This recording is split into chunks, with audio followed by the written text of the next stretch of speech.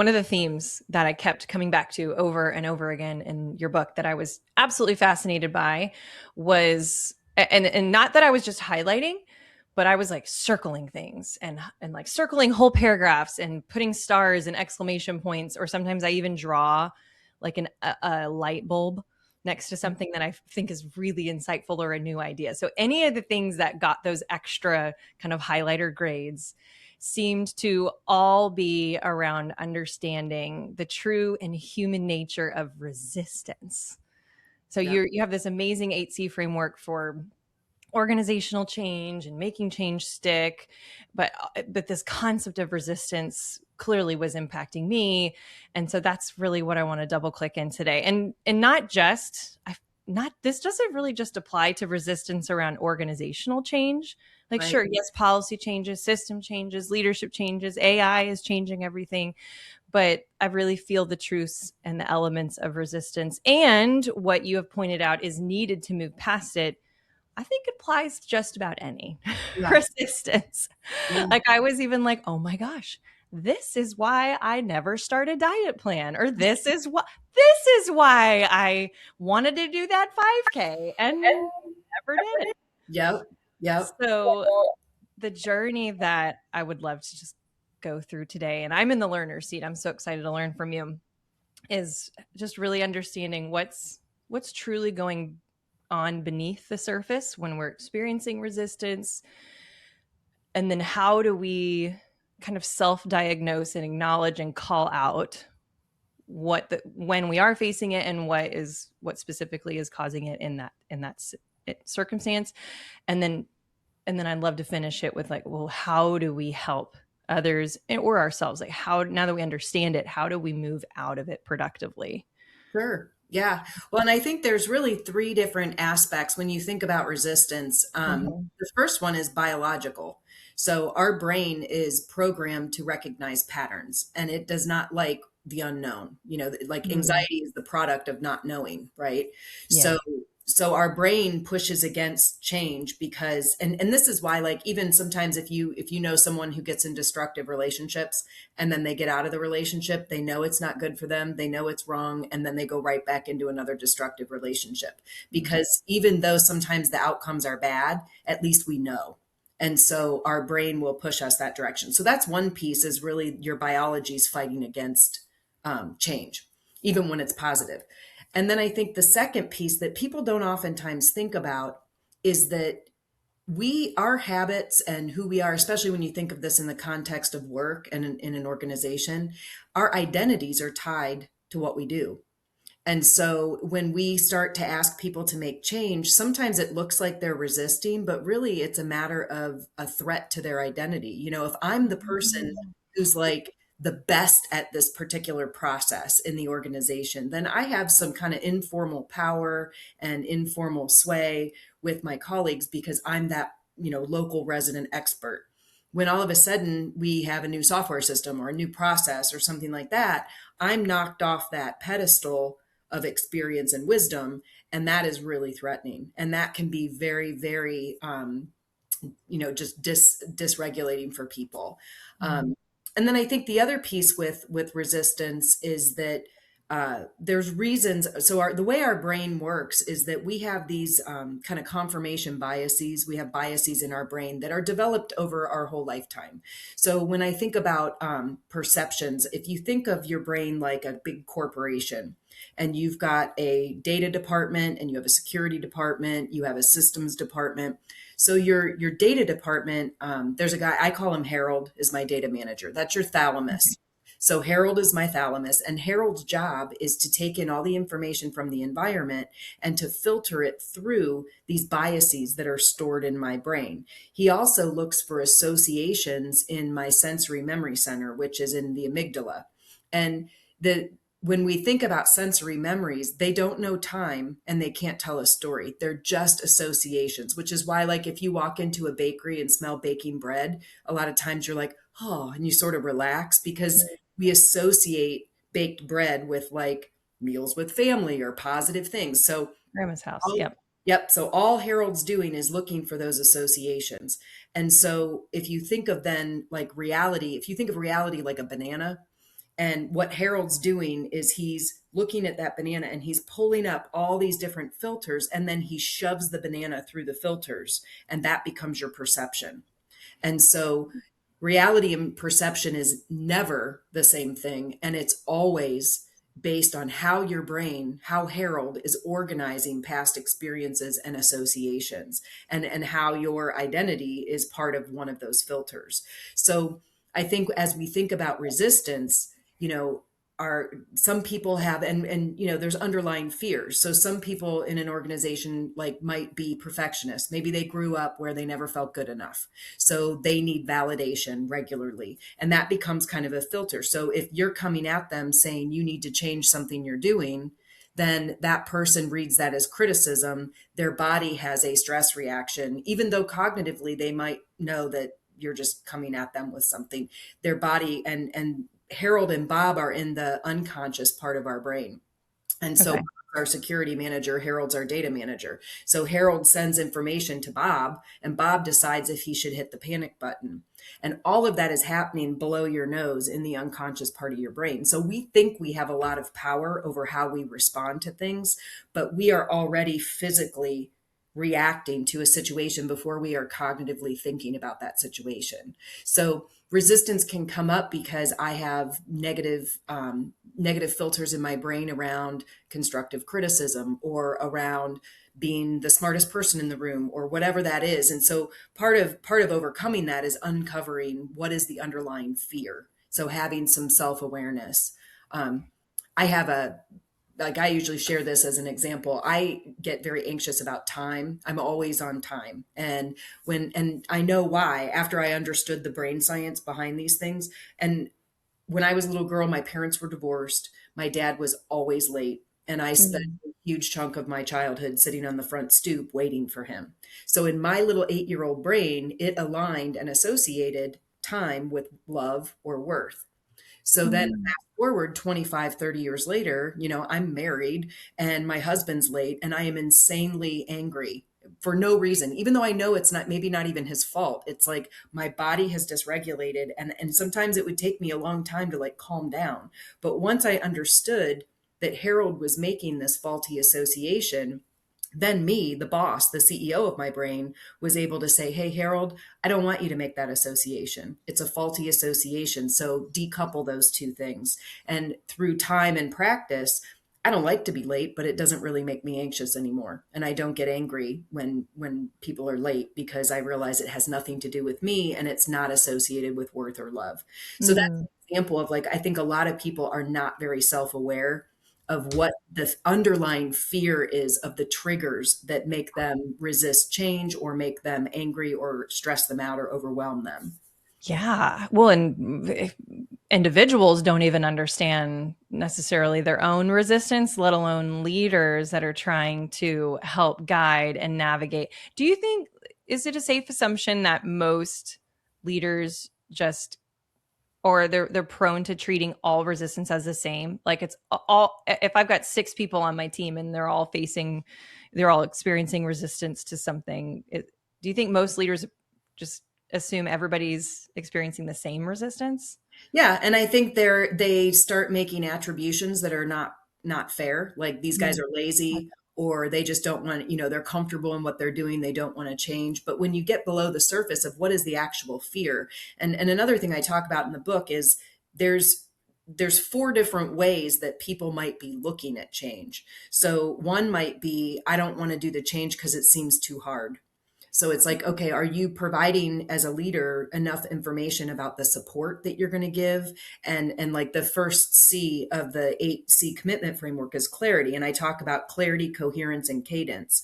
And the idea of clarity being, okay, we want to define the desired state, but then we also have to back up and say, okay, what are the stepping stones that it's going to take to get to that desired state? And what I Mhm. see a lot of leaders do is just say, here's the desired state. A lot of times they use conceptual language and not concrete operational language. So people don't really see what it looks like. And a lot of times leaders aren't actually getting into the 10-foot view. They're staying at the 10,000-foot view, and they miss a lot of the logistics barriers that are going to happen that are going to make that shift difficult. So Mm. So I think some people it's the change is too hard, so I don't want to do it. I think some people it's the change is not worth it. So really making a case for why is this worth doing? And are we, and I think we see this a lot with AI right now. Everybody's high on getting AI into everything, and it's kind of like, is it worth it? Like, why are we doing this? And I always laugh, like I try to buy for my kitchen when I was trying to buy appliances, I just want an appliance with an on button. I don't need 48 different cycles and a robot to tell me, what when I need milk. Like I don't need all Yeah. that. And yet everything has all this extra stuff in it. So I think sometimes people are like, I don't want to change because it's not worth it or it's too hard. The other thing is we don't pay attention to the benefit of not changing. I like what I do. I feel fulfilled in my job. I know what I do. I feel efficacious. I feel confident and I don't want to not feel that way. So I don't want to change.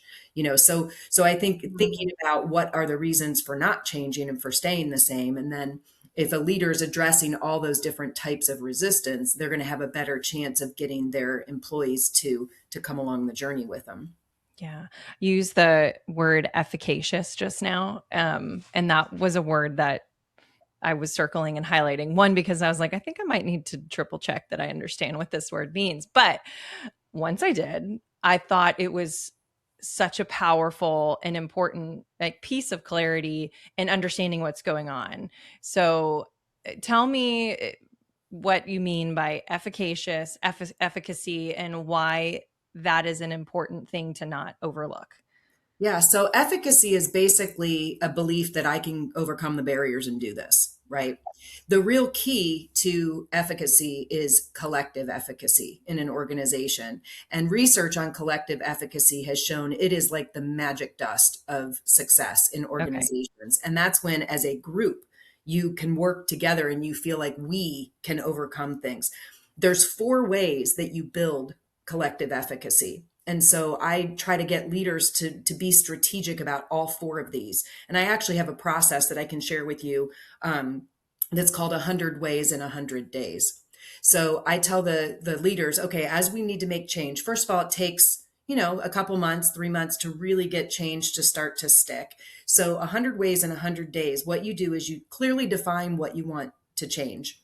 And then you assign people to share out something that they tried that was toward the change, right? So that's called master experience. I'm kind of pushing you and forcing you to do whatever the task is that you need to do. So that Mhm. way I do it and I go, okay, this didn't kill me. I can do this, right? So it starts to build a little bit of that efficacy individually. Yeah.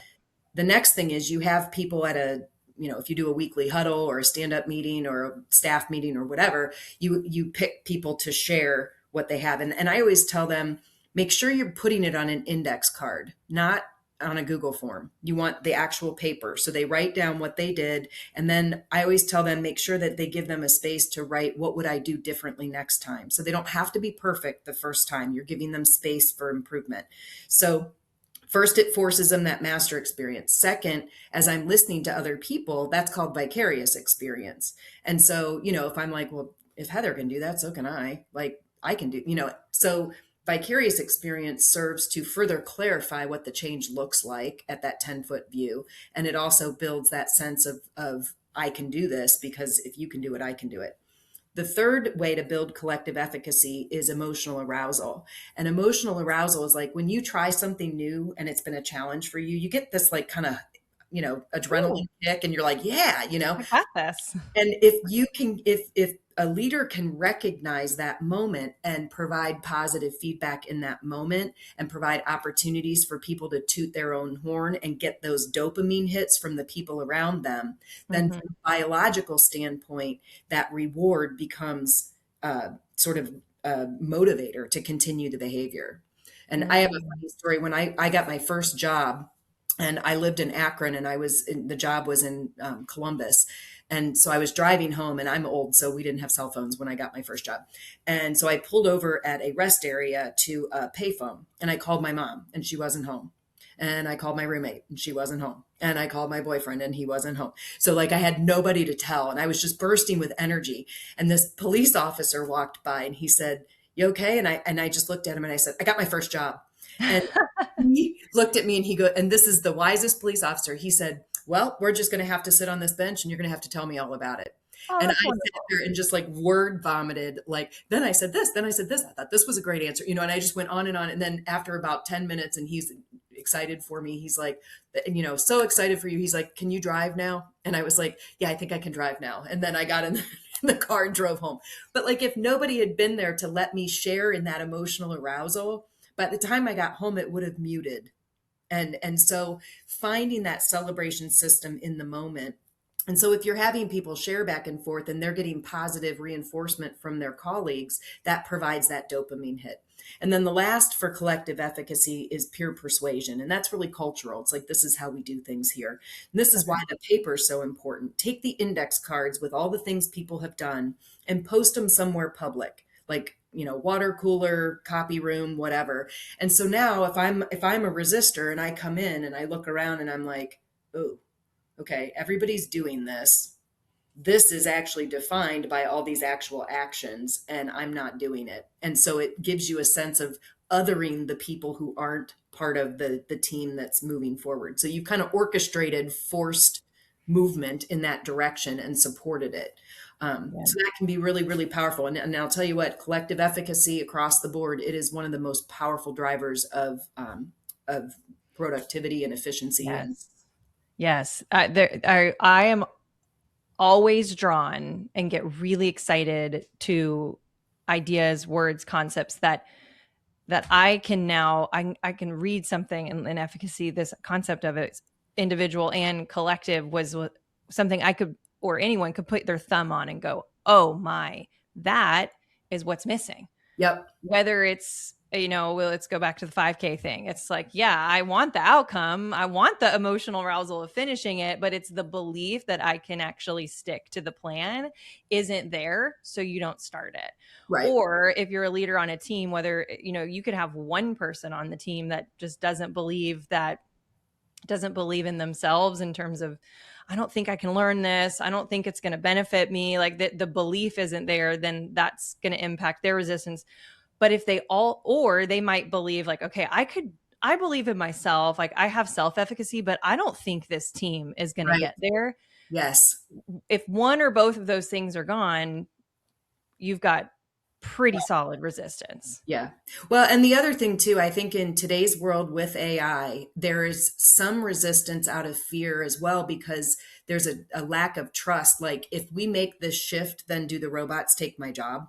Mm-hmm. So there's also not just that losing that sense of wisdom or local expertise, but there's also the idea of, am I literally training myself right out of a job? Yeah. So would it be helpful for, a leader or any person that's experiencing resistance, but let's just say a leader who's trying to implement some kind of change, and they're getting ready to, and they know there's going to be resistance, would a wise or a neuro, well, using your vernacular, part of that process be to, yes, communicate clarity around the why and the purpose and help inspire that emotional arousal, but to even have a one-on-one or a team conversation around, what are we afraid of? Like, Mhm. and to help them understand, is this a biological thing? Is there a wound? Is there a traumatic event? Is there something going on that we can work through, or just even acknowledge? Not even work through. The point isn't to fix that Right. wound for someone. It's just to acknowledge it, or to see it. Is it an identity thing? Is it a belief thing? Is it a value thing? Would that be a helpful conversation for a leader to have, just to kind of understand, okay, where are we at? Yeah. Well, and I am a huge believer that when we feel a sense of agency or self control, then we can be happier and healthier and more successful. And the only way we get there is through self awareness and self regulation. Mm-hmm. And so I think part of a leader's job, as part of the climate of the team and the culture of the team, is that we are all human beings with brains. And so teaching each other about your brain and having some of those conversations about, like, how do we work together, how do I like to receive feedback, opening up the ability and inviting people to actually talk about themselves. And it was funny, I did with there's an activity I do with teams called name it, own it, control it. and we talk about how you experience stress. And so it's like, what does your body look like? What does your body feel like? And what is your brain telling you? Because again, you're not thinking it. Harold and Bob are telling you it, Mm. your fear messages come from them, not from the smart part of your brain. So we were going through this activity, and this one lady was like, I don't know what I look like when I'm stressed. And the lady next to her says, I do. She said, your eyebrows disappear up into your bangs. And so she was like, really? And so just even having that conversation. So I was like, okay, so now we all can see like what each other looks like when we're stressed. So like if you're in a meeting and you start to see her eyebrows are gone and this one's getting red and splotchy, then take a break, like stop and address the fact of like, hey, it feels like people are starting to really get stressed out here. So let's take a beat and figure out why, Yeah. or maybe take a break and go get a cup of water or whatever. But just having more emotionally intelligent teams and individuals makes a big difference. And then I think the other thing for leaders is that anytime we're trying to make a change, there's 7 conditions that have to be in place for us to actually make a new change that will stick. And Okay. so the first one is I have to have the knowledge of where to go instead, right? So that clarity piece, I have to know. So say you and I are like, okay, we're going to get healthy. We're going to go eat better. So instead of going to the Mexican restaurant, we'll go to the Golden Corral. That is not the right choice, right? But a lot of people don't know the choice, and we make an assumption that There's they a knowledge gap. choice and they have the knowledge and they're choosing not to. They're resisting on purpose. So the first Mm. step is knowledge. So I'd say, okay, we got to go to that vegetable restaurant instead. The second condition is we have to have the self awareness to drive past the exit to the Mexican restaurant and go to the other vegetable restaurant. And Yeah. that's really difficult to do. And so that self awareness of like, when am I starting to resist because of the filters in my brain, or is this irrational? What are my fears? That kind of self awareness you have to help build in your team, and it's built through having discussions about how we experience stress. The third condition is we have to be willing to be uncomfortable. And, like we said in the beginning, the brain doesn't like that. And so you're fighting against your brain, but you have to have the will to be uncomfortable. So, like, if you and I go to the vegetable place, we're going to be like, I have to put that in my mouth. Like, what is that? I have never even seen that vegetable before. Hmm. There's some fear, there's some discomfort. And that's where, like, the 100 ways in 100 days of getting that dopamine hit, getting that positive reinforcement so important. The fourth, yeah, Before you move on to 4 though, you add a brilliant adjective in your book to discomfort, which is the need for hopeful discomfort. yes, Not just any discomfort, yes. but it has to be hopeful. Tell me a little bit, like add that context to that. Yeah, I think it's, and that kind of comes to the idea of really clarifying the vision of how the change you're asking is going to make things better. It's going to make, Mhm. it's going to increase your bonus, or it's going to make us more productive, or it's going to give us time to start Helpful. on that project, whatever it is. But giving that really positive message of why we're moving from where we're comfortable. And then hopeful discomfort is, okay, this is hard, but I believe that my manager is here to hold my hand through it, right? That you're forming, like if you think of the change as like a giant, scary river, and Mhm. your managers built stepping stones along the river, instead of saying, here's where we're going, here's a pole vault, see you on the other side, your team is actually forming a human chain, holding hands to walk their way through. And that's hopeful discomfort, is I still am uncomfortable with this, but I have my people to help me through it. Okay. Okay. I love that. I just had to stop you because I that was one of my favorite phrases from the book was the need for hopeful discomfort. So Yeah. we got to have the knowledge. We got to Yep. have the self awareness. We have to be willing to be uncomfortable. Take me to number 4. Yep. We have to be willing to be persistent. And it takes, if you think of your brain like a highway, a highway starts out as grass, right? And then we have to pave the roads. And Mhm. so repetition over time paves on and off ramps that become automatic, which is why, like, if you've ever moved, you'll be halfway home to your old house before you even realize, because it's just automatic. So we have to have persistence to be able to do things over and over again. And that's why people, New Year's resolutions are dead in 2 weeks. Yep. The third or the fifth one is we have to have the energy to persist.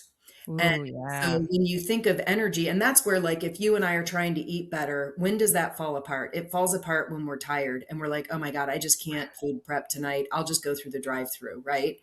But if right before, even if I'm tired, if right before I get in the car, you come over and say, I am so proud of you. Like, what are you food prepping for tonight? Then I'm going to drive home and be like, and then Yep. likewise, you want that dopamine hit. You need that positive reinforcement. And it's kind of like if you've ever been on a diet and you've lost some weight and not one person says you look nice, or, it's like you lose steam.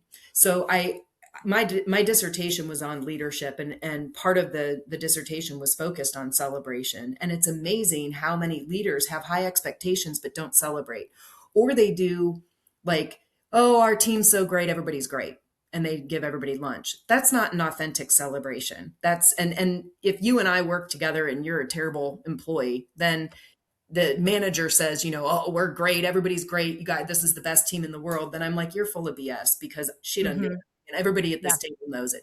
So Yeah. learning how to do that authentic celebration is really important as you're trying to overcome resistance and make change. And then this is the biggest one, is the sixth one. You have to have tenacity to forgive yourself when you screw up. You Say will, that again. you You have to have have to the have. tenacity to forgive yourself when you screw up. There will be a day you and I will be stuffing our face at the Mexican restaurant, even though we said we weren't going to do that. Because again, our brain likes familiar things. Even if we, at the end of the meal, feel disgusting, we end up back there, right? So Mm-hmm. here's the difference, is that you and I can either say, well, that was fun, I do feel like crap now, and I'm noticing that vegetables do make me feel better, but we got to get back to the vegetable restaurant. And you go, yep, we're on it, we've been doing so good, we're going to keep doing it. Or we say, you know what, I don't think we were meant to be healthy people, so I'll see you here again next Wednesday. And that's what most people do. And so when you are a leader and people fall backwards, instead of being like, let's just let this initiative slide until it's not being sustained, you have to help people have the tenacity. You need to give them the self-talk to say, you know what? It was your habit. It's fine. It happens, but we're moving ahead. Look at all the great things you were doing. Um, Yes. and then the Oh, final I love that. yeah, and Oh, then the yes. Go final ahead. thing is support.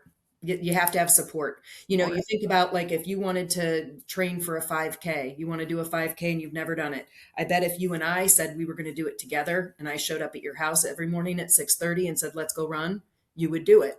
So so I talk about setting collective goals, and like making goals, your professional goals, visible, and partnering people together to support each other through those goals. Have a buddy system, and you can make it fun. You can be like, this is your, like, wine and wine buddy. Like, you can go have a glass of wine and complain. Like, this is your person that you can feel comfortable talking through the challenges.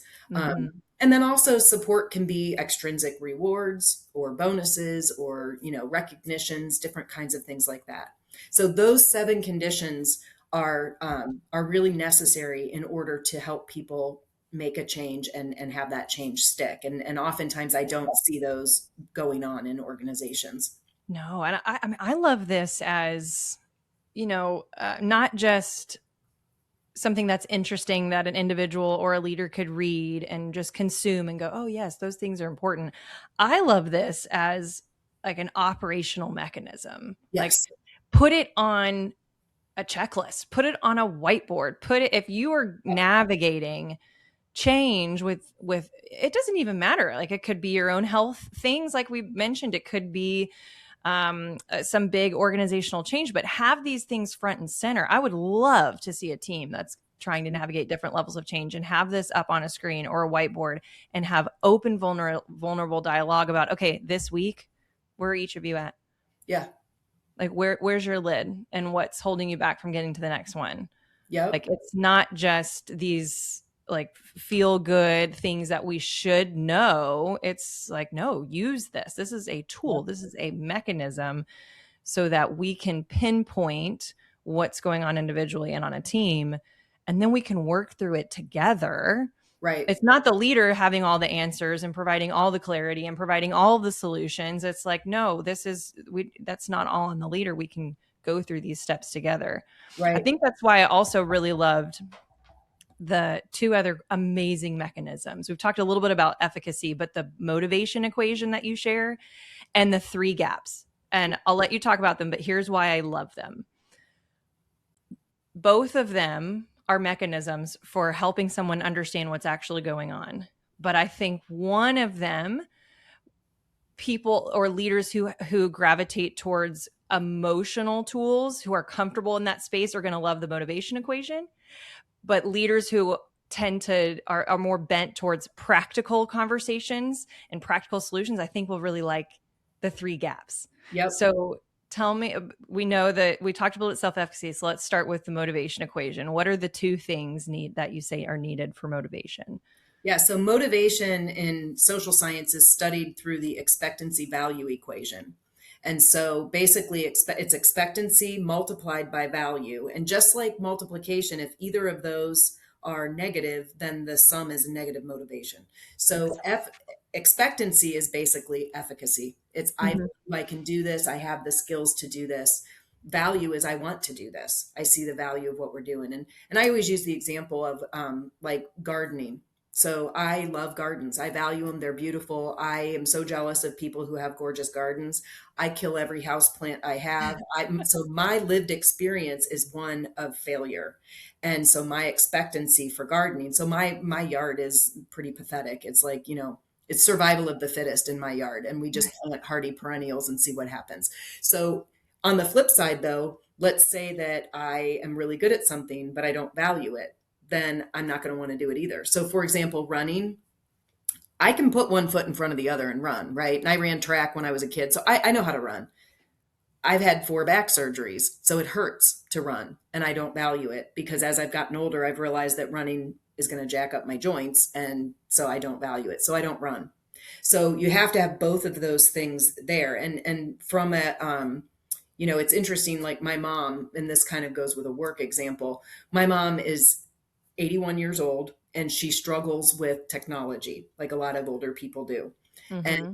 especially too, as we're in adopting more and more brand new technology that people don't know how to use. So the value is high. We know that we need to use this technology in order to run our businesses, but the expectancy is low. And so, which is easier to learn how to use it or to drag down the value? And so my mom will say things like, I don't understand why people can't just, get out of their house and come to the store. I don't understand why people can't get on the phone. She's dragging the value down because it goes back to that sense of agency and power. If I can't do it, I don't like that feeling that I'm dumb or I'm inept or whatever it is. So Mm-hmm. I'm going to make whatever I can't do not important to me. And so balancing both sides of that is really important. And you were talking about like operationalizing. I love that you use that word because that's the name of the book, aspirations to operations. And that's, for me, that's a very like, you have all these great ideas, but like how do we actually put them into a strategy and operationalize them? And that's basically the bulk of my passion in org change. Yes. And The other, that's why I was excited to read it, because I have so many aspirations and terrible at putting in operational systems for myself. yeah, Doing things for myself, whether it's like personal goals or even like business, I'm sure I'm not alone in this, feels so much harder than coaching and supporting and guiding others through yeah, that. yeah. What? I Do don't as know I why. say, not as I do, right? Yes, like it's so much it's far easier for me to support and encourage or provide insights or walk alongside or support or guide through someone else's change or aspirations, helping them make those steps. But when it's our things, especially when they're not things we share with others, if they're internal goals, I tend to get really stuck Well, with and those. I think that goes down to your herald, right? So when My it's us, Harold. then we have all these biases, we have all this history and baggage in our brain that is impacting our sense of self, our sense of agency, our, whether we want to do things, how we respond. And when we're helping somebody else, we don't have to deal with all that junk that's in their head. So we can be the positive and support person. So it's way easier to coach than to be coached. Yes. Yeah. And that is the brain science explanation of why. Yeah. Yeah. It's That's not that we aren't capable. It's not that we don't have it. It's not that we aren't enough. It's there is an actual part of our brain that makes it easier and more enjoyable to do yes. those things for others than it is to put the banana. It's easier to like give someone else the banana than it Yes. is to shove the banana through our own Yeah. And sometimes filters. it's easier to see the other person's filters before they even see them. We don't necessarily know Yes. why those filters were formed in the first place, but that's okay.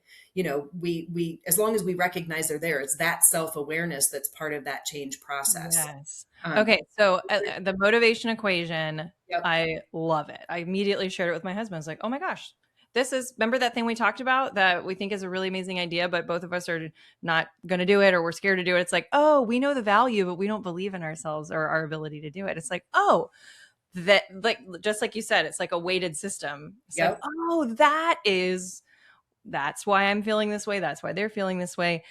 And I think any leader again who is comfortable in the like emotional diagnosis of things would love that. So, but talk to me about the three gaps because I also loved that as a mechanism for understanding what's holding someone back. Yep. So there's three reasons why things don't happen. I don't know how, so it's a training gap. I don't want to is an enthusiasm gap, or I can't do this, which is a logistics gap. So Yes. when you think about as a leader, when you say, okay, things aren't happening, why aren't they happening? If there are logistics gaps, sometimes that's your fault. And you need to think about, okay, how have I placed this change into something that it's just not physically going to work. And a lot of times that's because you haven't spent the time going from the concept to the concrete. You've Mm. just kind of spelled out a change in general terms, but you haven't really thought through the mechanism of change and the logistics of change. If you have a training gap, then that's easy to fill. You just get the training. And then the enthusiasm gap's a little bit trickier because sometimes that's because they don't value what you're saying. They can't see it. So it might be a clarity issue. It could be that I don't believe in myself. It could be an expectancy issue. So they're like, I don't want to do this because I'm scared. So that 100 ways in 100 days and that collective efficacy can be important. Um, one of the things I talk about doing in the book that can help understand these gaps is an aptitude attitude matrix. And so you basically look at who's willing, who's willing but not able, who's not willing Mm. but able, and you kind of put them in the little quadrants. And what you find is that the people who are willing and able should be your mentors, your coaches, the people that you really push and celebrate. And those are the people that you do the public celebrations. And they're not always the people who have that institutional informal power. And so people who do have that informal power are going to be irritated by the fact that they're not being recognized in that way. And so when you tie the recognition to the specific act that you want to see happening, then you start to promote some of the people who maybe were unwilling because they thought if I just put my feet, dig my heels in, that this will blow over and we won't have to do it. Mhm. So you want to think about like then you have they're not able and or they're able but not willing, and you start to say, okay, are those people, if are they actually able, or do I need to train them up a little bit? And a lot of times the people who are not willing and not able, if you train them a little, now all of a sudden they are willing. It's that fear of being inept. And Yeah. so really looking at the reason why things aren't happening, because I hear, lots of excuses, and the excuses run downhill. Senior leadership will say my managers aren't doing what they're supposed to do. Managers will say it's the people under them that can't do what, and it always rolls downhill. And so what I encourage leaders to do is say, okay, how do I prevent it from rolling downhill? How do I predict and be proactive about what I'm going to see that's going to be stumbling blocks for people? Oh, I love that matrix. Imagine, I mean, any organization, and maybe one of the reasons I like talking about and exploring and learning new things around organizational change is that I went through so much of it.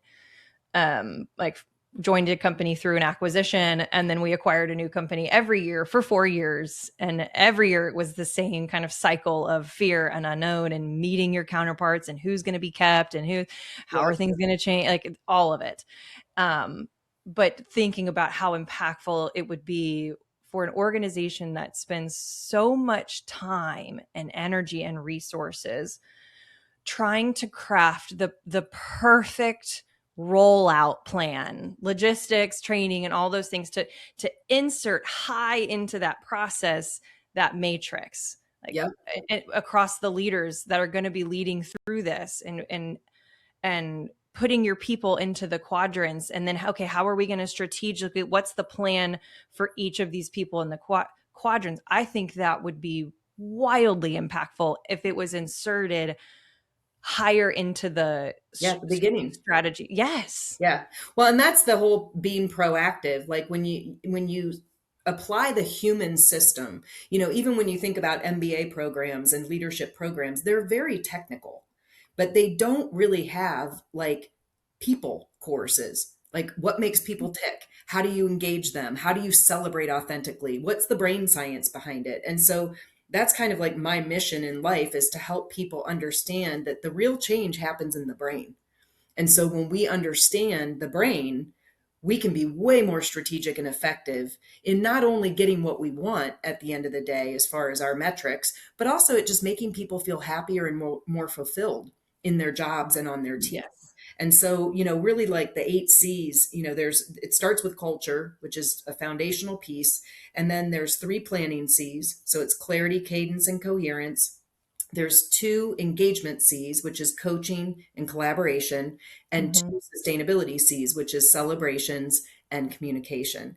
And so if when I work with companies to get things started, I overview those 8 C's, and then we go through the whole planning process with those 8 C's. And we roll it out. We think about the rollout plan. We think about the people in the system. We think about what they need. And one of the things that I do a lot that I think leaders could benefit from doing is really their own self-awareness of themselves as a leader. And, we do like DISC assessments or different kinds of personality profiles, and those are interesting. And I think they can give you some insights into yourself. But what they Mm-hmm. aren't is an excuse not to be the leader your people need. And I think sometimes Ooh. it's like, well, I'm this, so therefore I'm this, period. Well, okay, but when I used to teach leadership classes at Ohio State, one of the assignments they always wanted people to write was their like leadership platform. And I always thought that was a really dumb assignment, because I'm like, it should be 1 sentence long. I lead in a manner that people will follow. And that's it, which means that you might have to be a different leader in a different context depending on the people that you're trying to move. So it's not about you, it's about the people. It's about And yet, them. yeah, and yet our leaders aren't trained to really understand the people that they're serving. And so it becomes a lot of like, well, this is my leadership style and this is how I do things and this is what I, as opposed to, what do you need? What is your being led style that I can help to be the leader that you need me to be? I love that. I love that hot take. You have another great hot take in the book that I was like, oh my gosh, we're gonna create time to talk about this. But you have a hot take around the concept of buy-in. Yeah, What are your feelings on buy-in? I have strong feelings on buy-in, and I think it's a bunch of BS. Every buy-in, if you wait for every single person to be super excited about what you're doing, you're never going to move, right? So there's a balance between making sure you have a value proposition so that you get that motivation. But the idea of buy-in is crazy. So, when IBM went from giant computers that were the size of a floor of a building to, hey, our goal as an organization is going to create desktop computers so that every American home can have one. What they didn't do was walk around to their employees and say, Heather, I know you're really good at the punch coding method that we use with this ginormous machine, but we're creating something new and you're going to have to learn new coding, but we don't want to do it unless you're okay, unless you're ready. They didn't do that. They said the strategic advantage for our company is to put a computer in every American home, and here's what we're going to have to do to get there. And so, with this idea that people have to love the idea right off the jump, not necessarily. They have to value it, that it's going to be either part of the corporate, plan for the future or whatever. The other thing that they didn't say to people at IBM was, I know you're like 2 years from retirement, so we've got a room in the basement where you can punch code, useless code we won't be able to use for the rest of your Oh, career, and then you can retire. So you learn or you leave, right? Change is going to happen. And I know that sounds very like black and white, but when we have companies where employees think that they have the same decision making power as the people above them, you end up with sabotage. Yeah. And so what I talk about with leaders is you get to you and the C-suite decides what road you're on, right? So they're going to pave the road, then they give it to you and they say this is the road that we need you to bring your people. You get to decide as a leader how wide or narrow the guardrails are. And I think the real key to leadership is, okay, these are our non-negotiables, this is where we're headed, but I have a really great staff, very efficacious, very collaborative. They're positioned, they're not too afraid of change. I'm going to give them wide latitude and help them to co-design how we get there. If you have a lower skilled staff, or you have a staff that you can't trust is going to be accountable to the change, you might have to narrow the guardrails until you get everybody moving in the right direction, and then you can widen them again. And so to me, buy-in, that whole notion of buy-in is evidence to me that the company has not clearly communicated the non-negotiables and given people the autonomy within those non-negotiables to do their work. So Mhm. so yeah, so I think buy-in is, if you want to be the person who makes the decision, then go be a boss somewhere and work your way up. But there's certain things that's not your decision to make. However, that's where the communication really becomes important. Leaders have to Mhm. communicate the why and the process, and don't ever, ever, ever ask your employees for their opinion if you don't plan on using it. If you don't plan on using it. Yep. Absolutely. Yep. So I started a fun segment in season 2, just to kind of start to round us out here, where I chatted with a mutual friend, which we have one. So it's Claire. Yep. So I told Claire that you and I were going to be chatting this week, and asked her if she could ask you any question, and had big, small, related to resistance, not related to resistance. Like, if she had a question for you, what would she like to ask? And here is her question. She says, at one point in your career, you were a tractor oil salesperson. Now, I think this is an interesting angle. Now that you're a neuroscience expert, what advice do you have for people who want to have a career in sales? Specifically, how could one apply an understanding of the brain to become a much better salesperson? Oh, that's a great question. And sales is all about the brain, and people make decisions based on their emotions. And so, one of the things I would say with sales is take time to build the rapport, find something that you have in common with the person, um, pay them a compliment. Not if you don't believe it, but like, if there's something about them that you admire, tell them that you admire it. Look for ways to build rapport, and then I think also look for the gap. So what is the problem you're filling? And it kind of goes back to what I was saying before about, like, I don't need a refrigerator that tells me what time it is and when I need to buy food. Yeah. I just need something to keep things cool. And so I think sometimes when we're selling things, we're selling a million features that people don't care about. And then it becomes overwhelming. So it's like build that rapport and listen for the ask, in the complaint, listen for the ask, and try to find a way to make that ask okay. And so yeah, sales is all about psychology. And the Yeah. other thing that I learned early in my career when I was first doing sales was, don't be afraid to close the sale, and don't be afraid to ask for money. People know that if they're buying something from you, that they're going to pay for it. They already know that. So like when you start skirting the issue of closing the sale or talking money, then you put people off, like maybe you're trying to con them. But if you're upfront about it, then I think it gets that weird thing out of the way, and people feel more comfortable. I always get so irritated by, and it's a common sales practice, is like, you can't get, you just can't, like, so you're buying something for your company and it's like, well, how much would this cost? Oh, well, I don't know. It's going to have all these variables and then right off the bat, I'm like, okay, so now you're just trying to figure out how much you can get out of me, and it erodes trust. So I think sometimes thinking about that sales cycle and making sure that you're making people feel that you're open and honest and want the best I for them. love it. Even if you're selling tractor oil. Yeah, that was a bizarre little path in my life. Listen, we've all had Yeah, bizarre paths yeah. in I our know all life. about like the Zerk fittings on a tractor trailer and Yeah. how many there are on Peterbilts. And I mean, and I grew up in a suburb, so I had no background in Oh, anything that's rural. great.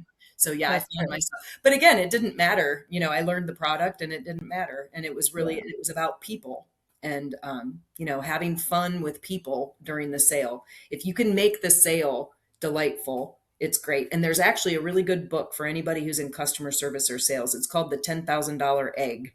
And it's a super short book, but in a nutshell, this guy and his wife have a place in Florida and they go to this restaurant all the time in Florida. And she bought a hamburger and she asked if they would put an egg on the hamburger.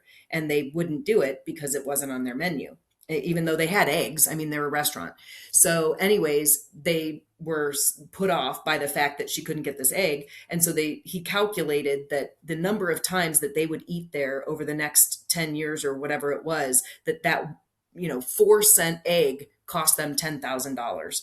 And he's got like each chapter, he's got little vignettes about how you go above and beyond and how do you make somebody feel special as a customer. So I highly recommend it. It's super easy. It's a short little book. Totally gonna pick that up. Yeah. Also, it makes me really want a burger with an egg on it, Oh, which they're is good. They, or a sandwich with an egg, like, put an egg on yeah. anything. We have a, Okay, I have 2 final random questions for you. all right. One of them is brain related, the other is just my random curiosity. Do you have, like, a favorite nerdy brain fact? Like, a favorite part of the brain, a favorite brain chemical, a favorite thing that the brain does? Um, I do actually have a brain fact that I don't know if it's a happy brain fact, but I have a brain fact. Well, the good brain fact is that we can change our brain, right? We get to Okay, choose. So that's the good, the positive piece is we get that's to, the good. yeah. What's the bad? Okay. From a chemical standpoint, antidepressants, when you're on serotonin reuptake inhibitors, so they basically, you have two neurons, and when messages are passing, one neuron kind of spits out like neurotransmitter, the message goes across, and then it's brought back up. So it's reuptake. Well, SSRIs prevent that reuptake from happening. So what happens then is your brain goes, oh, we've got a ton of serotonin. We don't need to make it. Oh. Yeah. And so we end up with that's why people can't get off the SSRIs is because their brain has chemistry has changed. And the other fun fact is that there is no correlation between serotonin and depression. That's a fallacy. So there's a book for people, The Emperor's New Drug. It talks about how some of these drugs were adopted. Basically, they've done studies, and originally the early theory was that serotonin was responsible with, and it is true that serotonin does make you feel good, right? And so do Mhm. some of the other brain chemicals, they make you feel good, like dopamine. But there is no correlation. Some people who have persistent chronic depression have high levels of serotonin. Other people have low levels. So, Wow. and yet we have a whole system of belief around antidepressants that's false. Oh my gosh. That being said, That is scary. some people need them and some people, they really are the difference to help them get over the hump, but I'm a big believer that they can be of assistance, but when you start putting yourself on them long term, they lose their power. So like if you Mm. are really in a pickle and you can't get yourself out of the hole, they can be helpful to give you that jolt in the short term so that you can do the work. But there's no pill that changes your brain. You have to change the patterns in your brain through repetition Ooh. and intention. And it's not difficult, but it has to be intentional, which makes it hard Mm. because you have to have that persistence over time. Wow. Okay, ready for my random Yep. Heather curiosity question. Yep. Handles, graters, honey hut. Which in your opinion, what is the superior Ohio ice cream establishment?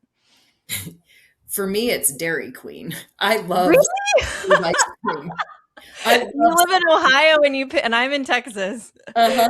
My favorite ice cream is from Ohio and your favorite is from Texas. Yeah, yeah. I love Oh Dairy Queen. It's my my favorite. Yeah. And we have Handles, we have Jenny's, we have all of those, but yeah, just nothing like a good soft serve. chocolate dipped cone. Yeah, just a regular old Oh soft man. serve ice cream cone.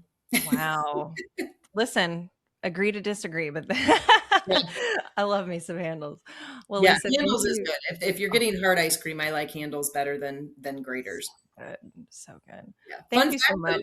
we had Oh, an ice cream cake for our wedding. My husband, oh, and we got it from Graters actually. So, all right. yep. Was it like Italian wedding ice cream? Nope, nope. It was like a Oreo cake. My husband doesn't really like cake, so we got Yep. a small ice cream cake. But then they forgot to take it out of the dry ice, so we basically couldn't eat it. So It we was were like slow. sawing Oh it, no.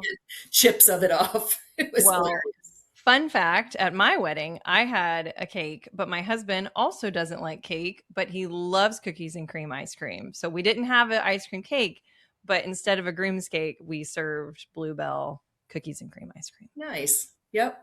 So, well, what a sweet note to end things on, Lisa. Thank you for coming on. I genuinely am excited to hear how just these mechanisms and truths and frameworks, like how people apply them either personally to work through their own resistance, or how leaders can help navigate resistance in a much more effective and empathetic way. And yeah, I love talking with you. So I hope we get to do this again soon. Yeah, thank you. And if people are interested, I'm going to be part of a women's summit in Asheville in August. So it's called Women Who Rise Summit. So it's just womenwhorisesummit.com if they're interested, or they could ping me on LinkedIn.